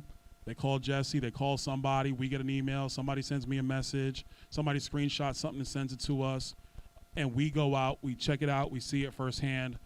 We're basically like a pest when it comes to local EOC about, hey, you need to do this needs to happen over there, so on and so forth. And look, I mean, I get it. Sometimes there's one people to respond, but if I call them, they respond. That's it is. 202-281-0514. A couple other numbers for you. This is the congressional office. My staff, they're all up and running. They're taking in casework right now.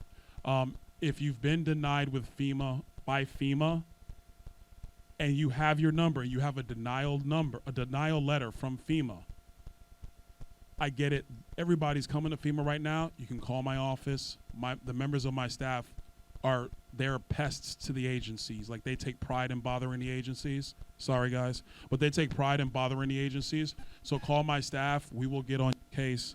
The Lee County office number is 239-599-6033.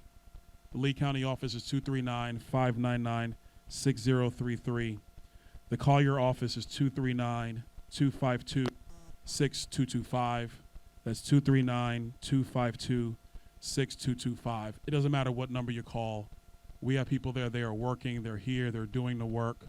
And when it comes to constituent services and things of that nature, it's all hands on deck. We get it done.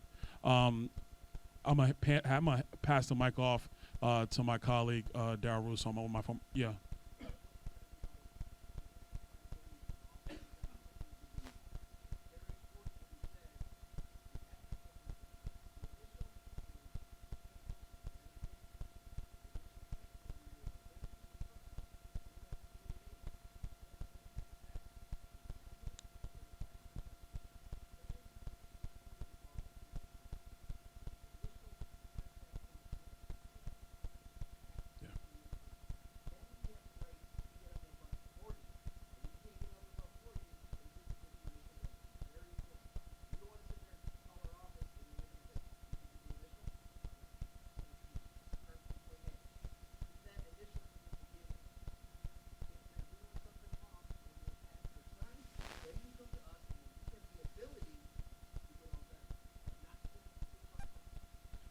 If you don't know that Jesse he's aggressive. So what he's saying is correct. And he's very aggressive when it comes to the agencies. They've probably already been talking with him incessantly the last 2 weeks. Last thing I'll say is, the other thing I've seen going through the congressional district and talking with everybody is that our area just wants to rebuild. People just want to get back on their feet. They want to do it quickly. And so I just want to let you know that nobody is going to get left behind here. We're going to make sure everything gets done so we get back on track, and then we can get back to the normal ways of life and then finish any other conversations that we typically have that go all kind of ways. But during this situation, we're going to go ahead and make sure everybody gets back on track as quickly as possible. I want to repeat one of the action items: lists. Lists. It has to be systematic. It has to be very clear. It has to be detailed, because that's how people get their needs met exactly where they are. With that, Senator Rouson.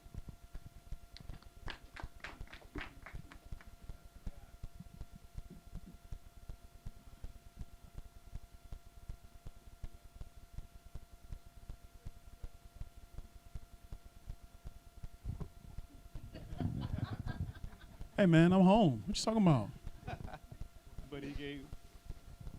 But he gave some good information. Blessed are the brief, for they shall be invited again. Okay, so time out. What they will tell you is, I always had a problem with being brief. Camilla Brown would always get on me when we were on the House floor. It's true. She would look at me too, like, all right, that's enough.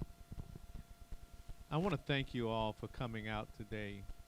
And I want you to know that each one of us brings our own passion to this process.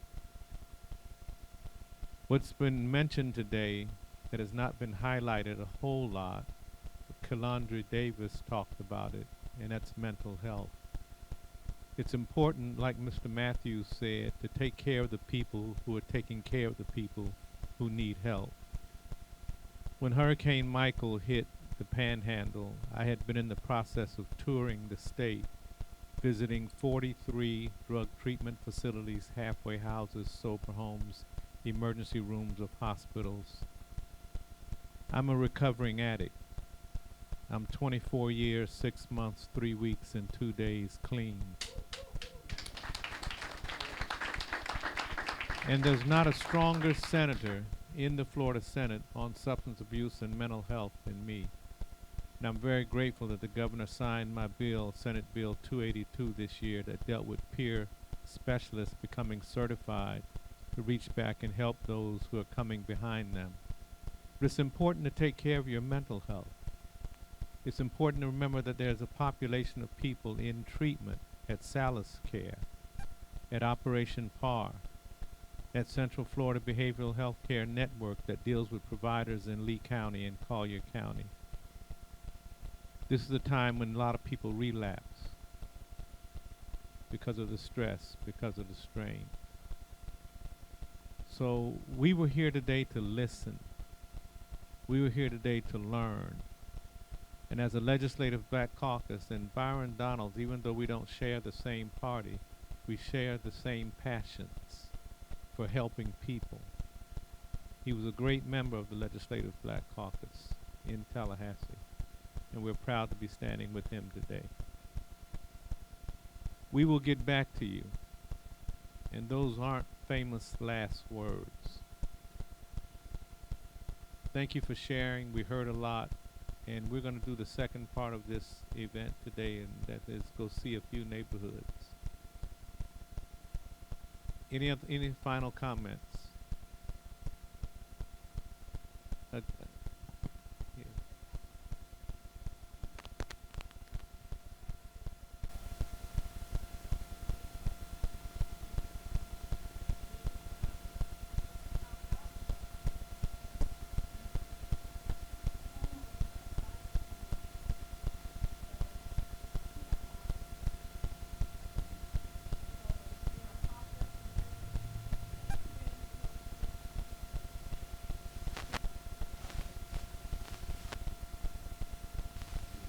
Maybe you can get that answer. Okay. All right. So thank you for coming out today. I'll be hopefully returning to the Senate for my last term on November 8th. I've served 6 years in the Senate, and I'm very proud to be serving alongside of Representative Fentress Driscoll, who will be the leader of the Democrats coming back into the House, and we're going to do something for you. Keep us in your prayers. Thank you.